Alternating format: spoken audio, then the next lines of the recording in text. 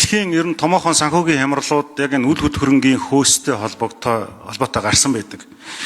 За манай улсад ямар түгээмэл зовлон байна вэ гэхээр олонний танил гэх хүмүүс, одоо нөлөөлөгчд гэх хүмүүс тухайн бизнес модельийг ойлгоогүйгээр ямар нэгэн төлбөр аваад эсвэл өөрсдөө тэнд нь одоо бартер маягаар байр суурь хямдруулж ч юм уу аваад ингээд нөгөө олон нийтэд хариуцлагагүй мэдээлэл сурталчилгаа хийдэг.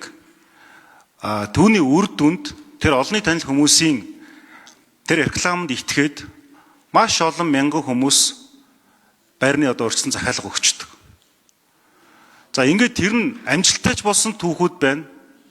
Амжилтгүй ч болсон түүхүүд байна. Өнөөдөр бол хэдэн мянган хүн энэ одоо хэргийн, залингийн хохирогч болцсон. Тэгээ миний мэдж байгаагаар хамгийн олон нарны хүү сарны охин гэж байж байгаа. Тэр энэ хууль батлагдсанараа